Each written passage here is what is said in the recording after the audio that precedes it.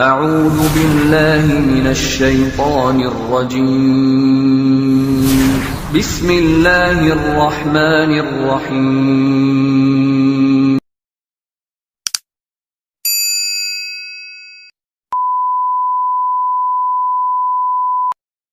أعوذ بالله من الشيطان الرجيم بسم الله الرحمن الرحيم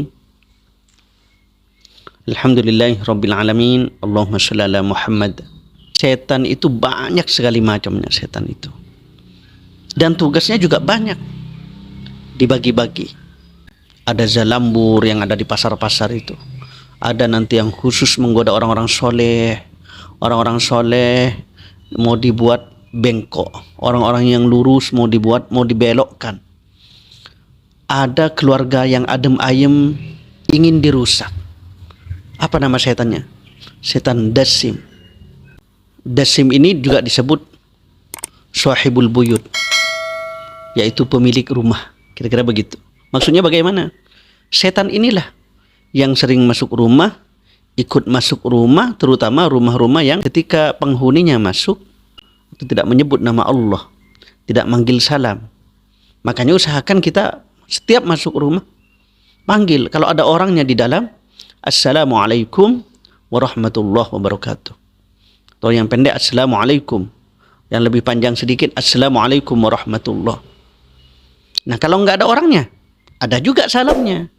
Jangan Assalamualaikum, tapi yang diajarkan oleh Nabi, Assalamu alayna wa ala ibadillahi sholihin.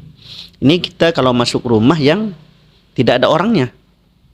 Nah, insya Allah dengan kita berzikir, dengan kita menyebut nama Allah ketika mau masuk ini, setan gak akan ikut masuk, terutama setan Dasim ini.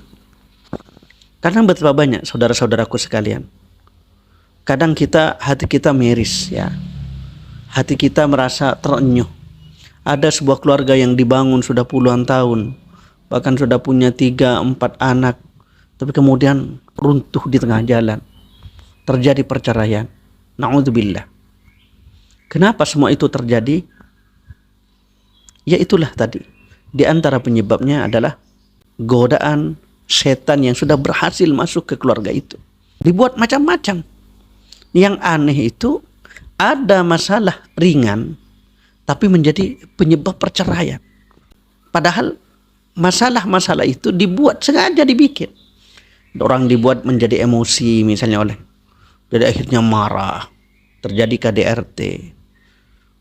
Kemudian hatinya dibisik-bisikin oleh setan, baik suaminya atau istrinya.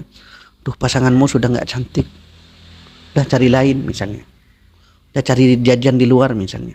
Duh, kata ke istrinya juga dibisikin oleh setan. Duh, suamimu kayaknya sudah jengkelin, udah macam-macam, sifat-sifat buruknya dimunculkan. Sehingga yang laki-laki berpikir nyari yang lain, yang perempuan juga begitu. Terjadilah apa yang kita sebut sebagai perselingkuhan. Ada banyak cara setan. Bahkan ada hal kecil saudara-saudaraku. Dulu di kampung saya pernah dengar satu cerita. Ada suami digugat oleh istrinya hingga ke pengadilan. Gara-gara apa? Gara-gara kentut. Astagfirullah.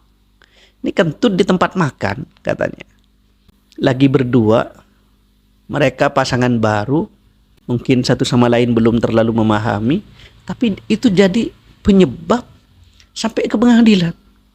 Alhamdulillah beruntunglah di pengadilan kasus ini bisa diselesaikan secara kekeluargaan dan tidak sampai perceraian. Tetapi inilah setan. Dia mencari lubang sekecil apapun untuk masuk. Karena memang dia berjanji sudah kepada Allah. Apa kata setan yang digambarkan Allah dalam surah Al-A'raf ayat 16 dan 17, terdapat percakapan Allah dengan iblis di situ. Iblis mengatakan kepada Allah, A'udzubillahi minasyaitonir rajim. Qala fabima awwaytani la'aq'udanna lahum shiratakal mustaqim. ثم لآتينهم من بين أيديهم ومن خلفهم وعن أيمانهم وعن شمائلهم ولا تجد أكثرهم شاكرين. Ini jawaban setan kepada Allah. Qala fabima aghwaytani. Dalam Al-A'raf ayat 16 itu, apa kata iblis? Fabima aghwaytani. Ba itu bermakna sebab ya. Maka karena sebab, kira-kira begitu. Engkau sudah menyesatkan saya, ya Allah. La aqudanna lahum, pakai lam ya. Pasti aku akan selalu, kata setan, pasti aku akan selalu menghalangi mereka dari jalanmu yang lurus. Jadi ini janji setan, janji iblis. Kemudian di ayat selanjutnya, summa la'atiyannahum, kemudian pasti aku akan datang kepada mereka, orang-orang Islam, orang-orang yang beriman itu, min baini aydihim, dari depan, wa min khalfihim, dari belakang, wa an aymanihim, dari kanan, wa an syama'ilihim, dari kiri. Wala tajidu aktsarahum syakirin, dan engkau tidak akan mendapatkan kebanyakan dari mereka sebagai orang-orang yang bersyukur.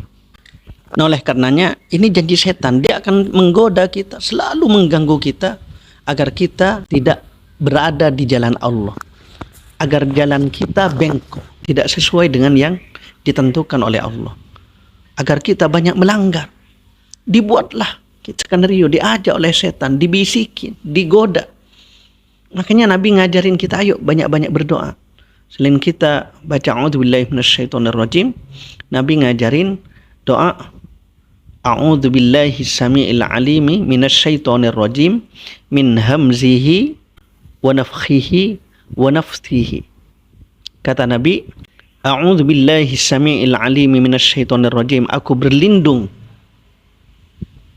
kepada Allah yang maha mendengar dan maha mengetahui, minasyaitonir rajim, dari setan yang terkutuk.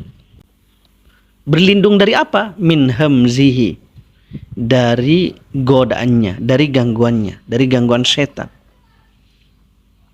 Wa nafthihi, dan tiupannya. Wa nafthihi, dan sihirnya. Artinya kita harus banyak-banyak minta perlindungan kepada Allah, minta pertolongan kepada Allah. Karena dia akan selalu menggoda kita. Sehingga yang namanya desim ini, setan dalam rumah tangga ini, akan selalu mencari cara. Sekecil apapun akan dia buat alasan untuk bisa bercerai. Dan dia happy, dia senang, bahkan dapat penghargaan, kira-kira begitu, dari iblis itu.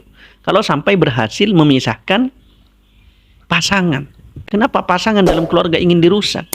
Karena pasangan suami istri itu setiap yang dikerjakan bernilai ibadah. Selain pasangan ini sudah menjalankan sunnah Rasul, yaitu pernikahan, ada ibadah di situ. Termasuk yang paling utama adalah ibadah silaturahim, tersambungnya silaturahim dari keluarga laki-laki ke keluarga perempuan. Belum lagi kehidupan sehari-harinya yang jadi penuh ibadah. Ini setan kesal kalau lihat kayak gini.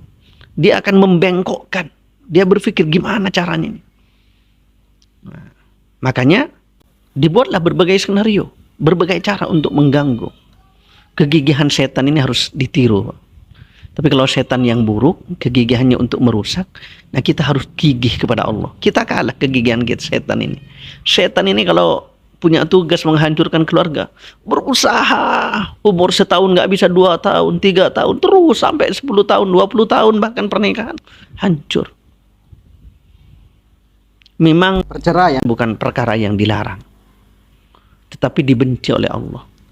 Dia halal, tetapi dibenci. Abghadul halal ilallah at-talaq. Perkara halal yang paling dibenci oleh Allah adalah perceraian. Artinya memang kalau sudah ada persoalan-persoalan yang terutama syar'i, ya bukan sesuatu yang dilarang, tetapi kalau bisa perceraian itu dihindari. Kenapa? Kadang orang berpikir singkat, waduh masalah ekonomi. Jangan. Hanya karena masalah ekonomi, insya Allah akan ada solusi dari Allah. Teruslah bersama, teruslah berjuang. Jangan apa-apa sedikit cerai. Ada masalah sedikit cerai. Jangan seperti itu. Makanya selama istrinya masih sholihat, apa kata Al-Quran? Fassalihatu qanitatun hafizatun lil ghaibi bima hafizallah. Selama yang perempuan masih memenuhi standar ini, qanitat, dia taat pada suami, dia taat pada Allah. Hafizatun, bisa menjaga dirinya di saat suami sedang tidak ada. Jadi mari kita hindari perceraian. Usahakan perceraian bisa dihindarkan. Kalau ada yang bengkok-bengkok sedikit, doakan kepada Allah. Makanya kita diajarkan oleh Allah sebuah doa di dalam Al-Quran. Rabbana hab lana min azwajina wa dzurriyyatina qurrata a'yun. Ini sering dibaca. Waj'alna lil muttaqina imama. Ya Allah, berilah kami istri kami, wa dzurriyyatina, anak keturunan kami, qurrata a'yun, yang sejuk dipandang mata, enak di hati, nyenengin. Bukan hanya diomelin, istrinya nyebelin misalnya, diomelin lalu cerai. Astagfirullah. Didoakan kepada Allah. Istrinya masih misalnya suka nolak, suka membantah, memang butuh proses, terkadang butuh kesabaran. Harus sabar, ya suaminya sabar, istrinya sabar ngadepin. Dengan sama-sama mengerti, saling mendoakan keutuhan keluarga, memohon kepada Allah agar diberikan keluarga yang sakinah, mawaddah warahmah. Baiti jannati, rumahku surgaku, yang digambarkan oleh Rasulullah. Ya, insya Allah dengan saling mendoakan akan terbangun ketentraman itu.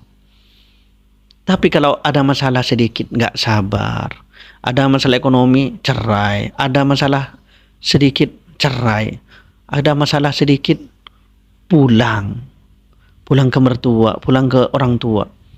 Astagfirullah, itu bukan istri yang soleh.